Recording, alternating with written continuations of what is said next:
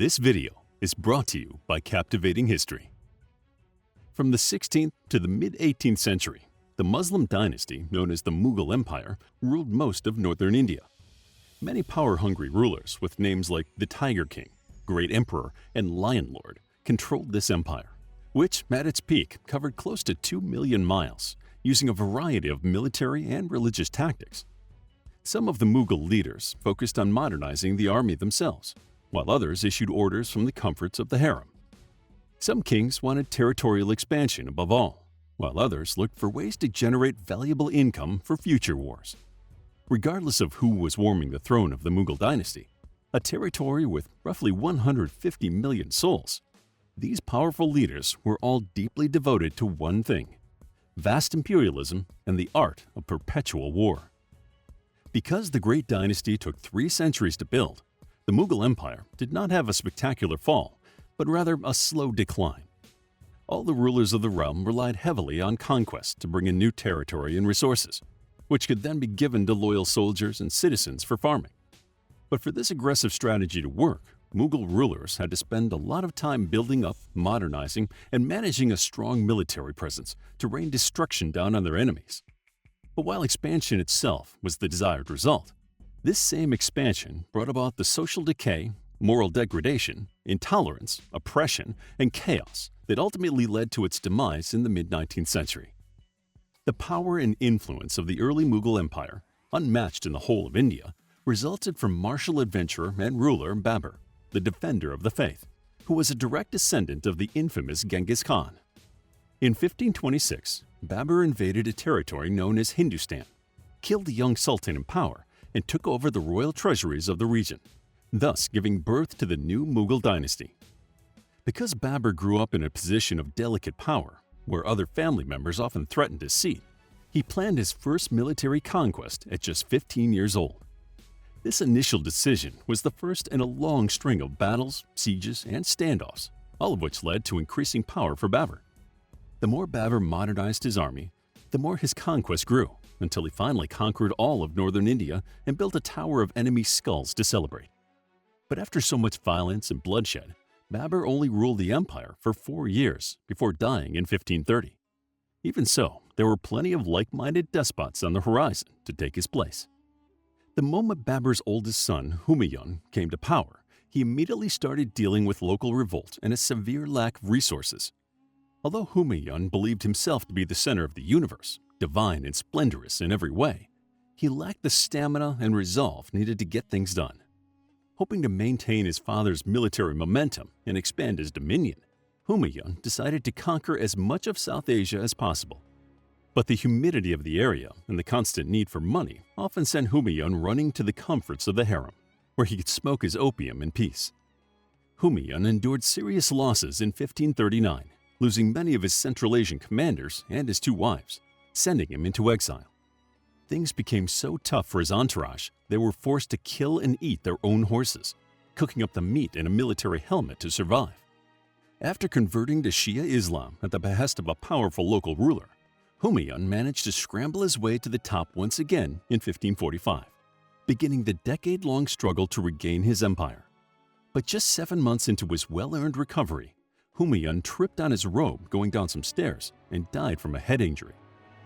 The next Mughal ruler, one of Babur's sons, commonly known as Akbar the Great, ruled the great empire for almost 50 years, from 1556 to 1605. Like the men before him, Akbar pushed for expansion, eventually enlarging the Mughal dynasty through most of the Indian subcontinent. But he also valued peace and order within the culturally diverse empire, adopting policies of unity and loyalty to the administration. As a result, Mughal India established a stable economy with room for commercial growth. In addition, Akbar's attention to culture and literature greatly influenced the region's history while increasing its size and riches threefold. With a legacy of pluralism and tolerance, Akbar is remembered as one of the most reasonable and successful leaders in the realm, succeeded by his son Salim, one of the cruelest and most disobedient of the bunch. Salim put on the Mughal crown in 1605 and assumed the name of Jahangir, or World Conqueror. To protect his royal position from an ambitious family, Jahangir blinded his own son with wires and dragged him around in chains to demonstrate his subservience. eventually killing him when the young man would not acquiesce. Jahangir tried many tricks to prove his skill and innovation, including increasing the size of the regional coin. Still, his ideas were often unsuccessful and plagued by alcohol and drug abuse. He continued the art of military conquest but never participated in war himself, choosing to retreat to his private life where he could indulge in opium and wine without restrictions or criticism. Jahangir's third son, Shah Jahan, or King of the World, stepped into the royal slippers in 1628, promptly killed all of his haters, put his stepmother under arrest, and executed his half-brother and two nephews to clear the way for his new reign. Although the royal treasury was nearly empty by this time, depleted by the poor decisions of his father, the King of the World built himself a lavish peacock throne, decorated from stem to stern with gold and precious gems. He also invested heavily in architecture, completing several magnificent structures during his time, including the Taj Mahal. But the money had to come from somewhere, so Jahangir slashed the income of his military men to loosen up some cash, a decision that would create political instability down the road. Even so, he managed to strengthen his cavalry and turn the empire into a military machine through the taxes he demanded from citizens. Shah Jahan fell ill in 1657 and died soon thereafter, at which point his four sons erupted into conflict with one another. The most powerful one, Aurangzeb, killed the other three to establish dominance and ruled for a whopping 49 years until 1707.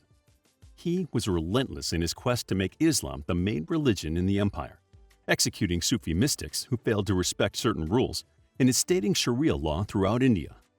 By the time Aurangzeb died in 1707, the date many experts say marks the true end of the great empire, 5 predecessors had battled their families for royal power.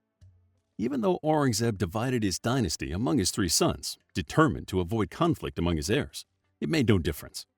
The young men immediately began warring with one another for control of the empire. But Aurangzeb was smart and ensured no one prince had more military might than another. So the 3 brothers were bound to peace by a collective lack of fighting power. At this point, the empire fragmented and began to decline until 1857. There were several more wars of succession between princes and emperors that went on, for dominance and money and harems. After all, the wealth of the empire at this time would equal around 21 trillion in today's economy. But in general, the realm began to wane in power. This decline can be attributed to political, religious, and military reasons. The vast expansion of the Mughals made establishing a reliable political authority extremely difficult. The country's existing political and economic structure was deeply challenged by the sheer size of complexity of the empire. It was far easier for Mughal rulers to promise unification of the empire under one centralized force than it was to actually achieve it. And with endless enemies like the British and Marathas constantly pressing in on their borders, the Mughal kings spent most of their time worrying about war instead of bolstering policy and monitoring the needs of the citizens living in the realm. Although the Mughal Empire began as a secular state where the religious beliefs and customs of the people were respected, Aurangzeb tried to reverse this policy with a new one called jizya. This practice imposed a tax on non-Muslim people. He also destroyed many Hindu temples in the north and placed restrictions on their lives. Even though jizya was abolished after Aurangzeb's death, both Hindu and Muslim nobles continued to oppress and exploit the commoners. A series of foreign invasions sucked out a significant portion of the empire's wealth and essentially ruined its trade industry in the north. The 18th century was a hard time for the Mughal Empire, as British forces finally penetrated their territory in 1757, exerting considerable control over the Mughal kings, taking away any last vestiges of hope for a future dynasty. Once Britain's East India Company took political control of most of the Indian subcontinent, the glittering and bloody legacy of the Mughal leaders came to a rather unremarkable close. To learn more about the Mughal Empire, check out our book, The Mughal Empire, a captivating guide to the Mughal Empire in South Asia and the impact the Mughals had on the history of India. It's available as an ebook, paperback, and audiobook. Also, grab your free Mythology Bundle ebook while it's still available. All links are in the description. If you enjoyed the video, please hit the like button and subscribe for more videos like this.